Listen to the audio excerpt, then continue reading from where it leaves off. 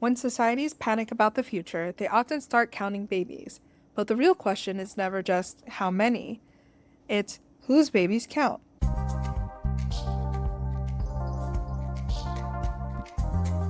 Hey class, welcome to Abroad Sex Education, the sex education you deserve that actually makes sense. I'm your host, sex educator and professor of peer-pressured procreation, Sin. This episode is part 2 of Lesson 19, The Pressure to Procreate Explained, Birthrates, Power, and the Right Kind of Family. This podcast is a sex education resource for adults. We have real, inclusive conversations about human sexuality, pleasure, relationships, gender, identity, and more. Some topics may feel explicit or sensitive, especially in today's lesson where we mention reproductive pressure, pregnancy, birth control and abortion access, infertility, eugenics, racism, white nationalism, forced or coerced reproduction, child-free stigma, and the social pressures around parenthood. Please take care while listening. Our goal is to break the stigma and offer the kind of sex education many of us never got. We're learning too, and we're bringing what we learn here so we can all grow together. You deserve to know what this is about, so you can make an informed choice to listen. Or not. That's what consent looks like, even here. In part 1, we talked about pronatalism, the policy, practice, or belief that encourages people to have children. We looked at how baby pressure shows up in language, family expectations, gender roles, the myth of maternal instinct, and even laws that made birth control information harder to access. Now that we've gone over how pronatalism becomes personal, part 2 is about how pronatalism becomes political. Asa and Brooklyn are continuing this lesson with me as we dive into history and look at what happens when reproduction becomes tied to population, race, nationalism, and power. By the early 20th century, the conversation was no longer just about morality. It was about population, race, and who society believed should be reproducing. Which is how we get to race suicide. Whoa, I've not heard that term. Yes. Are we race suiciding? That's why we're race traders? You guys are race suiciding. Mm. You guys are committing race suicide by being race traders. Okay. But to be fair, you guys are also, you're race traders for 2 reasons. Okay.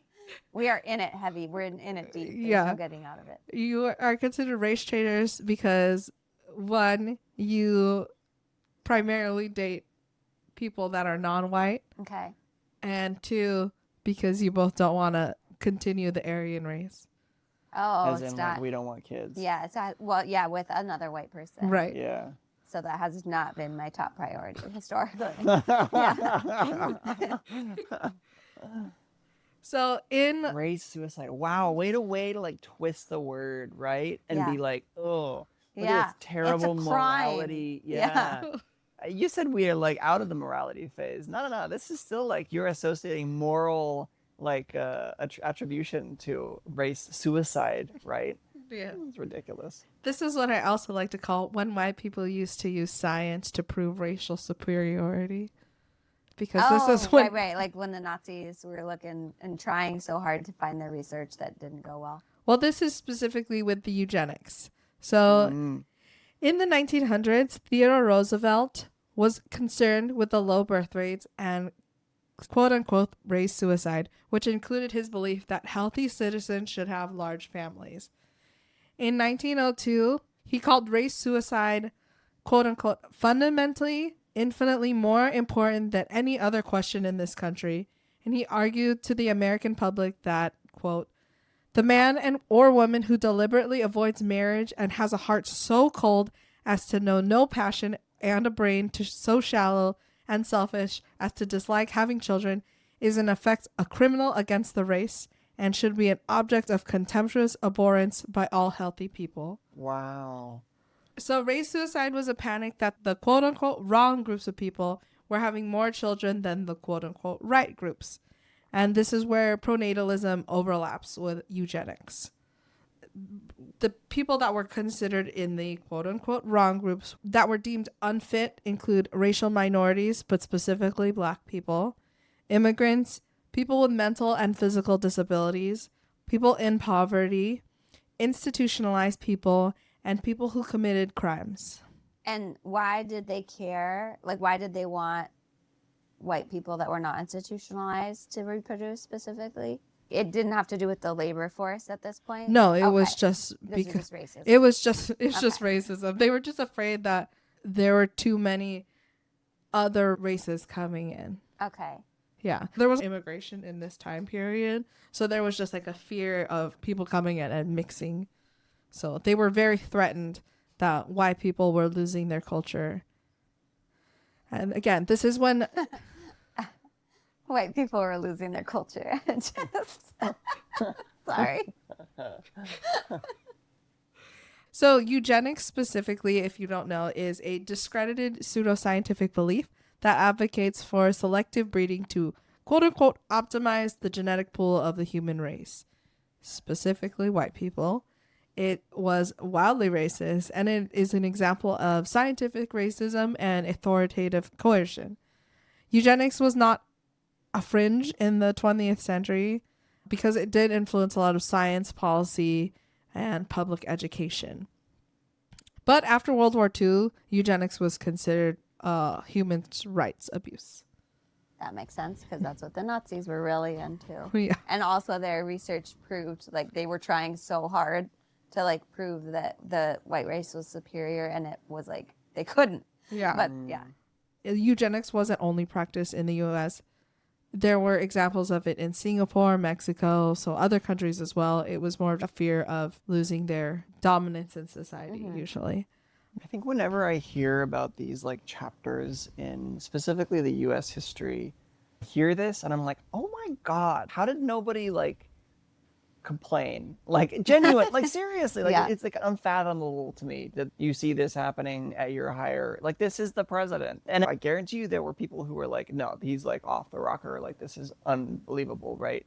But I like genuinely want to know what 100 years from now, the historians or whatever, you know, the future broad sex education that is like doing the history from the 2020s, like points back and be like, man, people were really hung up on this, like, you know, what? Like, that's what I want to know. It's like, what are we like fundamentally missing, like right now that's like completely not like being talked about? We're not convicting the president. That has sure, of course.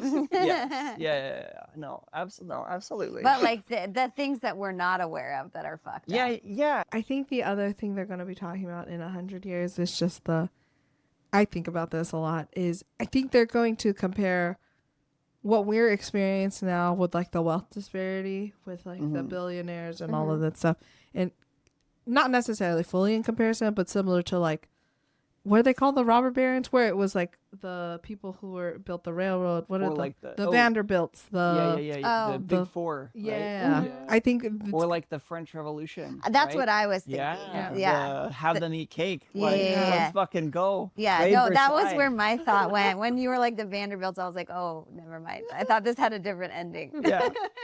I was thinking of the French Revolution. Yeah. I was like, the guillotine, bring it back.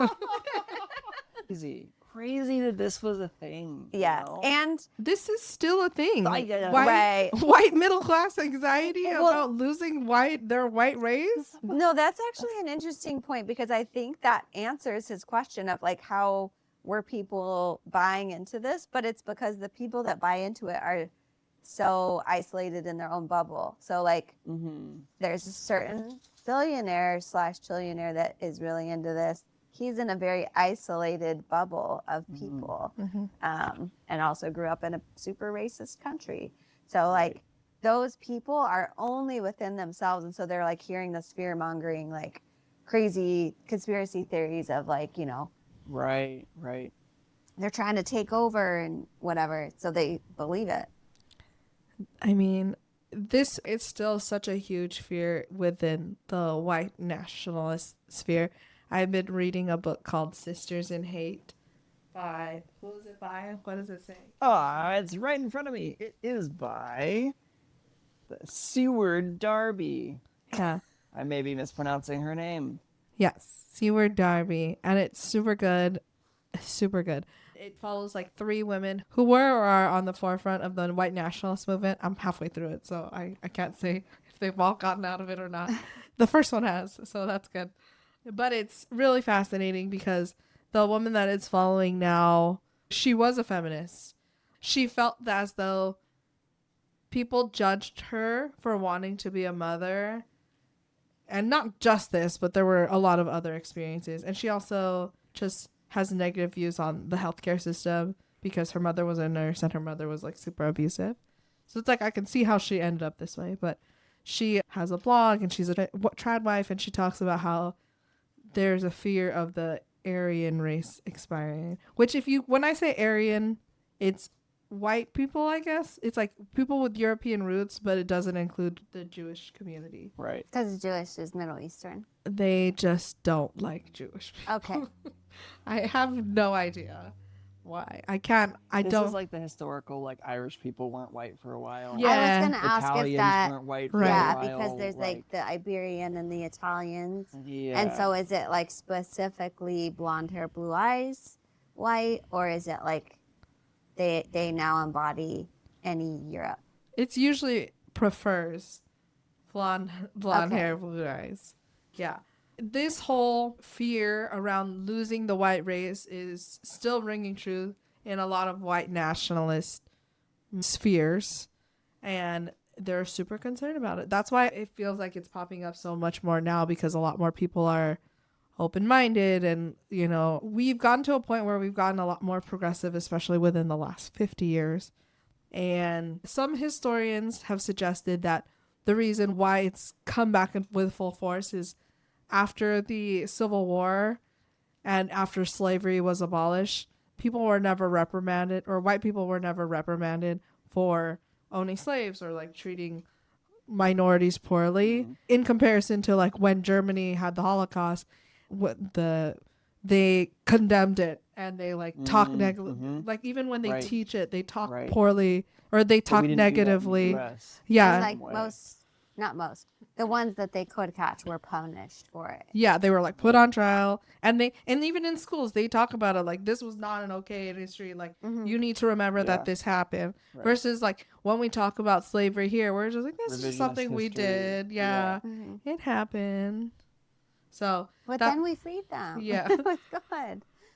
So that's one of the reasons why some historians believe that there is still this layer of white supremacies that's lived on since the Civil War. In the generations, because those families passed it on. Yeah. Like their beliefs on or whatever. Right. Yeah. That's why people in those communities are still trying to like wave their Confederate flag and be like, this is our culture. Because that's the thing. In my book that I'm reading, it talks about how like they're very concerned about the fact that white people are not allowed to be proud of their history, which I'm not saying you can't. I think the thing is, I love American history, but I can also recognize what its faults are. And the thing is, when they're saying like, I need to be proud of my American culture, it's like, you can equally be proud of something and also question why it was bad, Like there are some things that are good about being an American citizen and being in America. But at the same time, I can also recognize how fucked up we've been as a country to other people, and especially minorities. But with the white nationalist people, they feel like they're not allowed to have a culture or like be happy about their culture.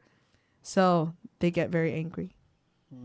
Is it based in the fear, like you had mentioned before, that like there was a fear of them like not being the dominant race anymore? So is that like, oh no, there's too many minority like people now? Yeah, it's founded on the fear of not being the dominant race in society. Okay, and that's because then they will lose their privileges? Yeah. Okay. Yeah.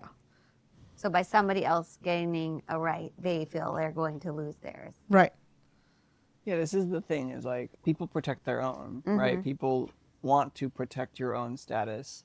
And this is, I feel like you telling me about in the book is like, oh, like white women historically were really involved in making sure that we excluded non-white people from going to school. They were at the forefront of keeping black kids out of schools during the civil rights movement, because white women were doing it in the name of like, I'm just protecting my son or my daughter from this experience Well, even the photos from that time, it's interesting you say that because I don't think I had registered that, but I do remember looking at the photos from that time, like the really famous ones of the girls going into the schools after they desegregated, and there are a lot of women in the crowd like screaming at these children. So I didn't realize that it was the women that were like at the forefront of that. I think women just need to be better to each other. In this slide, I have two pictures, and they're both political cartoons, and I really enjoy analyzing political cartoons. So there's this one. On the right-hand side, there's Theodore Roosevelt, and he is a policeman. And there's a person in the middle who's a doctor, and then next to the doctor on the other side is a stork. And it's essentially the doctor saying like, hey, you don't gotta work as hard, to the stork. And then TDR poking him with his baton, being like, hey, like that's not appropriate. So, and this book is talking about the doctor in the public restrooms, which is so interesting that we're still really concerned about public restrooms and who's in them at all times. And then the next one I think was really cool. The next one is an illustration by Earhart that's showing storks contributing to or working against race suicide. So it's an illustration that's cut in half diagonally. On the top left, there is like an aristocratic looking fancy society with a stork that's like smoking a cigarette. I want to be that stork. He's so cool. He has a top hat and a monocle, and he's not doing any work. And it's kind of showing how there's like the stork's not working, and like it's like concerning for society. Versus on the bottom, it is a picture of a bunch of storks working very, very hard, bringing babies to people, and then there's a whole society with a bunch of children. And all of the women with children look like the woman from Beauty and the Beast that says, I need 6 eggs. Yeah. That's like in her character role. Yeah. I don't get it. Is like on the right, are they supposed to be happier because there's more storks? I don't understand what this is trying to convey. This is the idle stork because the aristocrats are not reproducing the way that they're supposed to be. Right. Then it's divided, and then so like the poors are having kids. Because I think it's supposed to show the fear of like, look, all these people who are in poverty are having children, versus all of like, look, all the rich people who aren't having children. Like, what's gonna happen if all of these happen? Because the blue blood is the higher superior race, as opposed to the poors. I get it. I see what's happening. I'm trying to understand what the purpose of this was, because if it was meant to tell rich people, oh, you need to have babies because the poor are overwhelming us with the number of babies they have. Because it's like these bachelor girls club, there's a whole crowd of women going in. So it's speaking to the women of the aristocrats, saying you need to reproduce or you're going to get overrun by that. And like, who would be reading the newspaper? The poor mom that is like struggling out here trying to get food, or an aristocrat? Yeah, and the stork's bringing like this woman like a million babies. Look at her face. She's like kind of smiling, but also like really cringing. Yeah. No, like all the women in the poor people are very happy. And that's what I don't... I think I'm trying to understand, like... Well, that's a threat, if though. it was... Yeah. That's what I'm saying, is like, if that's what was trying to be conveyed here, is like, oh, you rich people... But then, like, why didn't they make the women, like, not white? Like, they're all white. Everyone's white, you know? Yeah. The concern is the fact that they're poor and reproducing. Some governments in the 20th century took it even further. They didn't just encourage certain people to reproduce. They turned motherhood into a national service. Benito Mussolini's Battle of the Births. So Mussolini was the prime minister / dictator of Italy in the early 20th century. He had like 4 battles he was trying to do. The battle for grain, which is, I believe, to produce more food. The battle for lira, which was to make their money stronger. And then the battle of the births. I forgot what the 4th one was. His goal was to increase Italy's population from 40 million to 60 million by 1950s. And this started in 1927. So he wanted to do it within 23 years. Before the Battle of the Births began, his government created the National Organization for Protection of Maternity and Infancy. And using this and the Battle of the Births, he encouraged people to have children. He did a lot of things during this time. During this time period. The Organization for the Protection of Maternity and Infancy took control of institutions that cared for women and children. They encouraged fascist women to produce children. They did some cool things. Pregnant women got free food, hygiene instruction, and financial incentives to breastfeed. Not cool things, but these are some things that happened. I mean, I got to eat for free. Yeah. I would just fake pregnancy after pregnancy for the free food. In 1926, they outlawed abortion and birth control. Sex education was outlawed and became illegal. They lowered the age of consent and the age of marriage. Yeah. That's not something that I feel like is talked about a lot. Yeah. It's concerning. Yeah. He gave couples marital loans, and then for every child you had, he would reduce the loan down by 10% for every child. Wow. If married men had 6+ children, they didn't have to pay taxes. But single men between the ages of 25 to 65 had to pay increased taxes if they didn't have any kids. Brutal. Yeah. Brutal. Civil service jobs only employed parents. Nationalized businesses dismissed female employees from the workforce to force them to go home and produce children. Well, and then they are reliant on their husband. Mm-hmm. In 1934, women were given maternity leave for 2 months, and then when they returned to work, they were given a space for nursing. In 1939, they took a play out of the Nazi handbook and started to give out motherhood medals. And every time you had another child, they added a ribbon to it. I could not care less about a medal. Like, it's just funny to me that people were like, yeah, I want a medal. It's equivalent to the pizza party, like when you're workshopping. It's like a family. We're like a family. Yeah. People were not allowed to marry people of African descent and eventually non-Aryans, so Jewish people. So they outlawed who you could marry because they specifically wanted people to make Aryan babies. So it had been legal before and then they outlawed it? Mm-hmm. Wow. They had been really forward thinking and then yeah. one guy.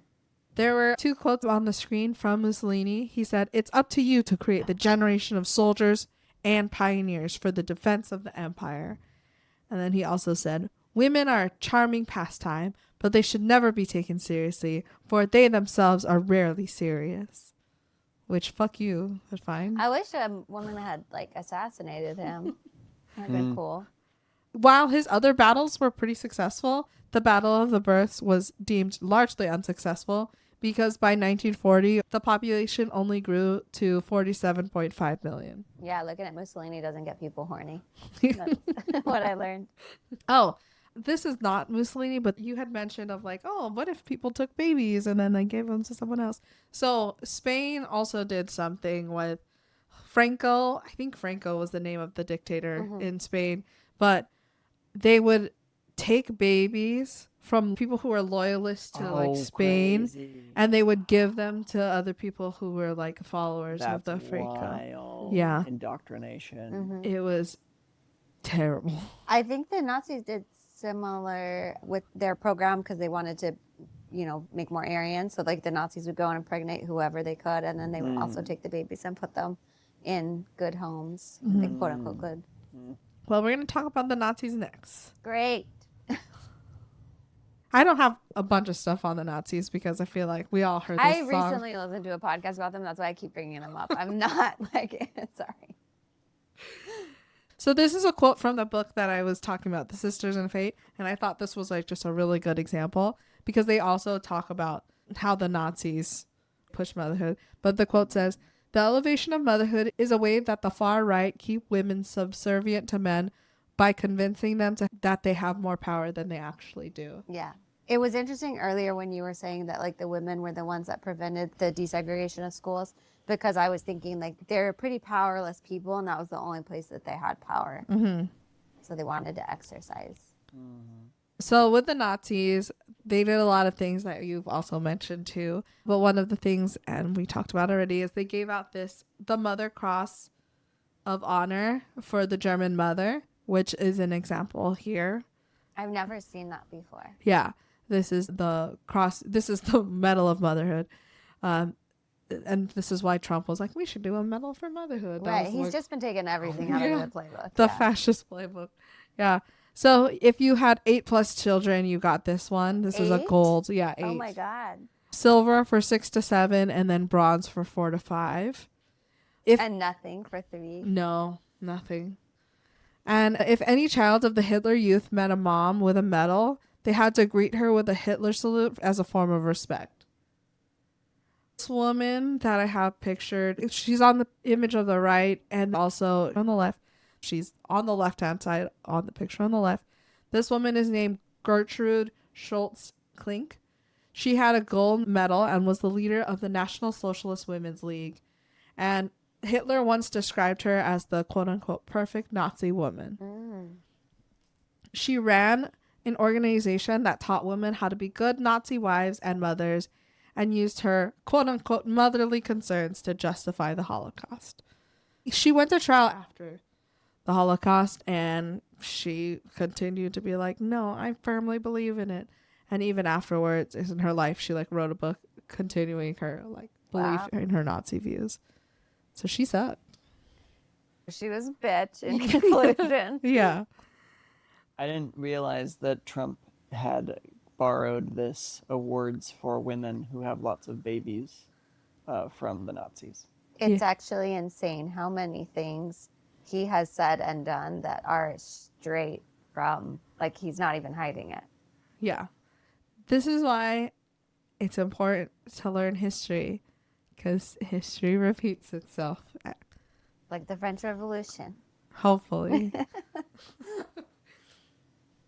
Pronatalism is not only something bad governments do, it can also live inside the more familiar stories we tell about the perfect family. We're going to be talking about the nuclear family, or the myth of the traditional family. So after World War II, the United States experienced the baby boom, which is a period that became the emotional blueprint for what we call the traditional family or nuclear family, which is a heterosexual couple, a father who works, a mother who stays at home, with 2.5 kids, with a house and a picket fence lawn. This happened after World War II. So after that time, the government gave veterans a lot of benefits through the GI Bills that included low-cost mortgages, education benefits, business loans, and unemployment benefits. This applied to all veterans, but Black veterans were blocked from accessing benefits that helped them build wealth. So banks prevented them by discriminating and not approving loans. Schools were still segregated, so they didn't have access to the education that the white people did. And while suburban housing developments increased exponentially at this time, there was a lot of redlining and exclusion from white suburban neighborhoods. So they weren't even really allowed to buy homes, and let alone buy homes in nicer neighborhoods. Yeah, in LA, a lot of the neighborhoods were not desegregated until recently. Mm-hmm. There are even sundown towns still in some places. I think Burbank is considered a sundown town still. I don't know that term. You don't know what a sundown town is? A sundown town is a neighborhood in the United States that intentionally excluded non-white residents, most commonly Black Americans, from living there through a combination of discriminatory laws, intimidation, and violence. The name originates from signs posted at city limit warning minorities to not let the sun go down on them. This practice surged between the 1890s and 1968, coinciding with Jim Crow laws. Got it. Burbank is still a sundown town. Burbank, Culver City. Culver City? Is Palos Verdes on there? Yeah, Palos Verdes Estates. Yeah. I just knew that based on having been there before. Driving through the neighborhood and was like, I could feel this. It's Antioch, Burbank, Culver City, Glendale, Hawthorne, Hemet. Hawthorne? Glendale. I know, Glendale surprised me too. That's crazy. Palos Verdes Estates, Piedmont, and Taft. They can enforce it. It's illegal. Like California made it illegal. But like get your name off the list. Wouldn't you? Yeah. Like if it's on the list, you want it to be there, like as a resident, you know? Yeah. Yeah.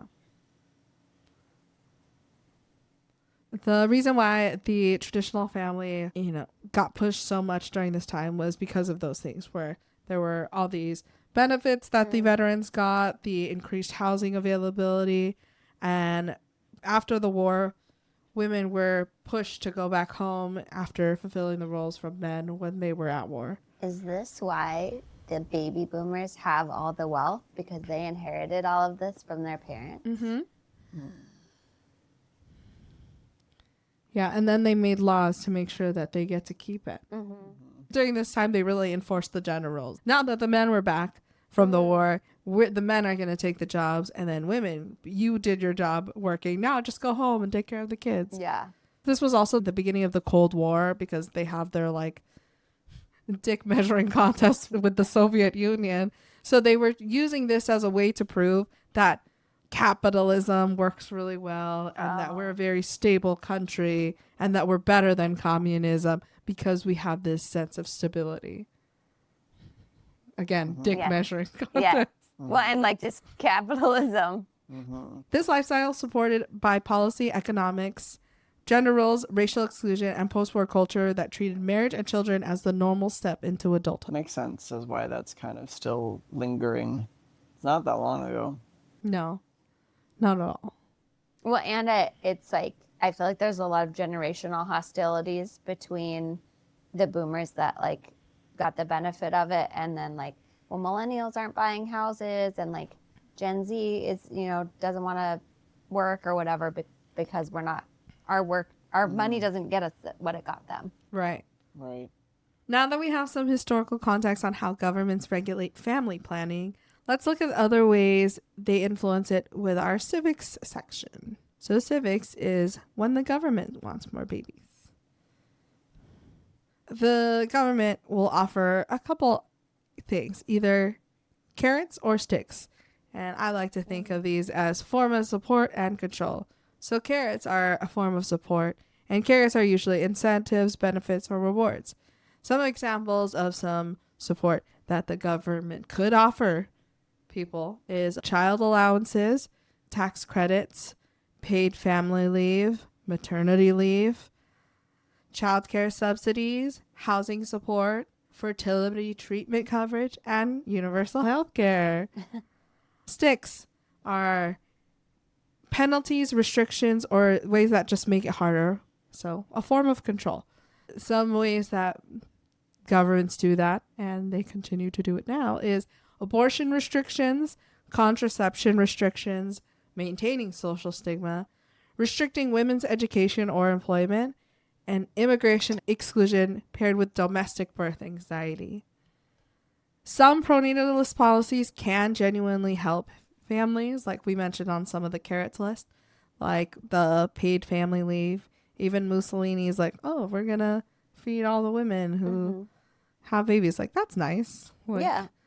Obviously, I don't love the reason why he's trying to do that, but that is still that was a carrot at that time, Literal carrot.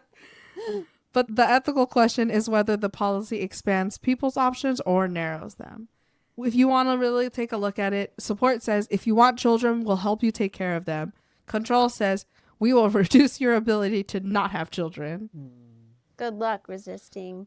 A good modern example of this is the Supreme Court's Dobbs decision in 2022 that overturned the Roe v. Wade decision and returned abortion regulation to the states.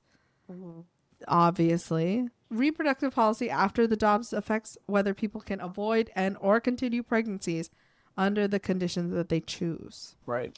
I had never actually thought about healthcare as a support encouraging having children. But I think it makes sense because if you have someone who's working, then they are protected, right? And then you can because you are protected and you have an income, you can put that income into babies, right? Mm-hmm. I think I always framed it as like, oh, well, that's supporting me. Mm-hmm. I'm benefiting from social health care, right? But I can see it as like, actually it's framed around childbirth. Well, and the cost of all the health care for the whole family. Yeah. Right. You know, if the government's footing that bill versus you right, like at your one job. You can employ me and I can extend that to my partner because we now have health care. Yeah. The government could invest in these things and have the children that they want. They could give parents paid parental leave so that they could take care of their children while they have them. They could do all of these things and increase their birth rate, because there's such a concern that in 2024 that the birth rate dropped to 1.6 children per woman. The government could clearly help and put money towards that, but they rather put money towards restricting abortion. Reproductive freedom requires both access to avoid pregnancy and to support parent safety. A nation can say it values children while refusing to support parents and restricting people who do not want to be pregnant. That is not believing in family values. That's just like having a friend who's being like, I support your decision, and then talking shit about you behind your back. As long as it's the one I want for you. The birth rate is dropping globally. We need 2.1 children for every woman for the population to replace itself. And in 2024, we dropped down to 1.6. The U.S. is culturally pronatalist, but structurally inconsistent. It celebrates the idea of babies, motherhood, and family values, but its national support is very, very patchy. We are one of the only westernized nations that doesn't have a paid parental leave policy. Dang. This chart over here that I'm going to zoom in on is just the cost of having a child. So the cost in 2026 that was reported by the Lending Tree analysis of the U.S. Census Bureau showed that over 18 years, the cost of having a child is $303,418 per year. Oh, just in total. 18 years? But this doesn't include college. Right. And that's like a national average? Yeah, average. Because that's a generous rent for California. Yeah. Yeah, there's a national. Especially for having enough space for 3 at least people to live. Yeah. Girls' apparel, because they grow fast. Right. So, I mean, they're going to be able to wear their clothes for a year, but even $300 for clothes seems cheap. A year? I wouldn't even say they get to wear their clothes for a year. No. Babies grow so fast. Because, you have winter, you have summer. Like, you have to have warm clothes and cool clothes. Mm-hmm. And then they grow like crazy. And then their shoes, too. Yeah. That's why the annual cost for the first 5 years is almost $30,000. And then after the first 5 years, it goes down to $12,000. Because you also have like diapers, and then you have like formula or whatever if they need it. Yeah. And then they're not factoring in, if you do want your kid to be able to go to college, they have to play a sport, and they better be good. So you better be playing for club, right? And, put them on all these like extracurricular activities. Mm-hmm. Yeah, the U.S. doesn't make it easy to have children. They just want you to do it, but they don't want to be responsible. You're responsible for your own capitalism. Right. Yeah. I think it's just crazy to think that $300,000 is typical average amount for kids. That's an inconceivable large amount of money to me that I definitely don't think most people label that quantity before having a kid. It's a designer baby. I can't afford that. Yeah. That's why most Americans are probably in debt. That's per child, too. So you have like 3 of them, 4 of them. Well, and think about, that's the average. So let's imagine somebody in Kansas has 3 kids and they're $900,000 in debt on a salary that's probably like $60,000 a year, maybe. Right. It's abhorrent. So, I'm just going to emphasize, it's not trans people, it's not minorities in any way that is making your life difficult. It's the government. Cannot emphasize that enough. If society wants people to have children but does not provide paid leave, affordable childcare, healthcare, housing stability, or workplace flexibility, then having more babies becomes a personal sacrifice but it's being framed as a public good. That's super fucking annoying. So you deserve to have a choice. People deserve to have freedom and support to build lives, families, and communities without the shame or coercion, especially from the government. Instead of asking someone, when are you going to have kids? Maybe ask them, what kind of life are you trying to build? Oh, I like that question. Yeah, because having children shouldn't be the default. Ready for your pop quiz? Oh my God, I didn't know we were getting one. Yeah. I guess that's the point of a pop quiz. Yeah. I was like, I'm going to surprise them. Yeah. A lot of surprises today. All right. So, which example best shows selective pronatalism? A, a country supporting all parents equally with paid leave and childcare. B, a family asking someone when they're having kids. C, a government encouraging some groups to reproduce while discouraging sterilizing or punishing others. Or D, a person personally wanting to become a parent.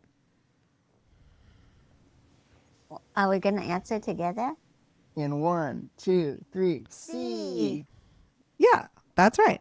Selective pronatalism is about hierarchy. It says some people should reproduce more while others are treated as unfit or undesirable parents. Question number 2. In the early 1900s, quote-unquote race suicide panic was mainly about A, concern that all people equally were having too few children. B, fear that white families were having less children while the quote-unquote undesirable groups were having more. C, a medical theory about infant mortality. Or D, the belief that children should not work in factories. 3, 2, 1. B. Yes. Race suicide was not a neutral concern about population. It's tied to white anxiety, nationalism, eugenics, and the idea that the wrong groups were reproducing more than the right groups. They love children working in factories. Yeah.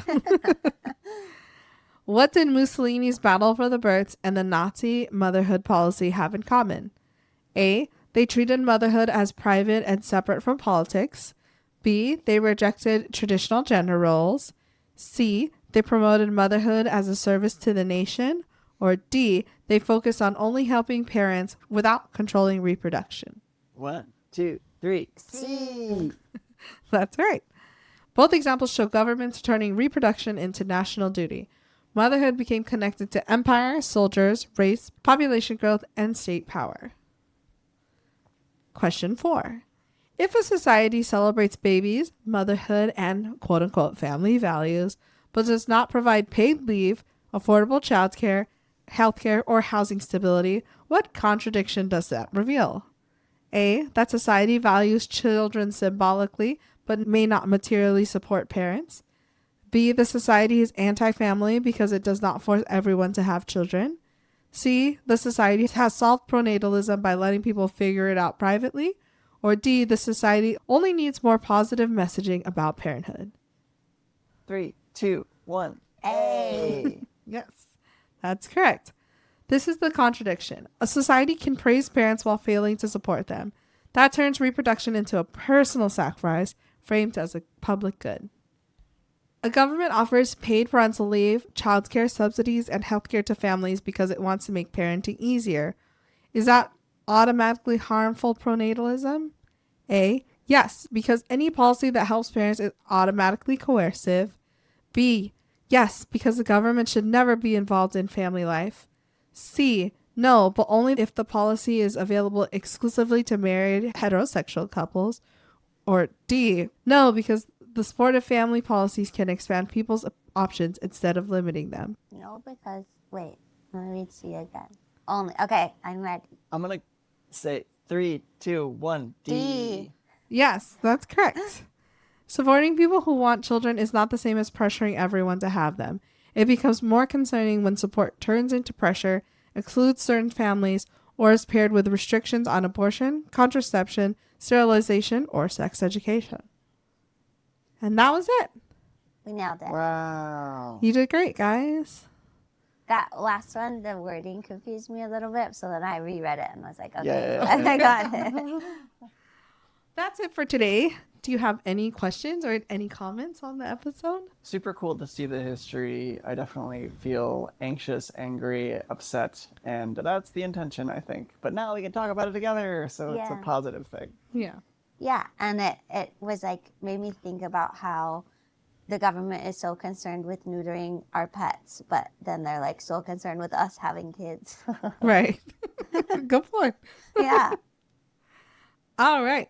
That's it for today, class. Have any questions about human sexuality? Submit it anonymously using the link in the show notes.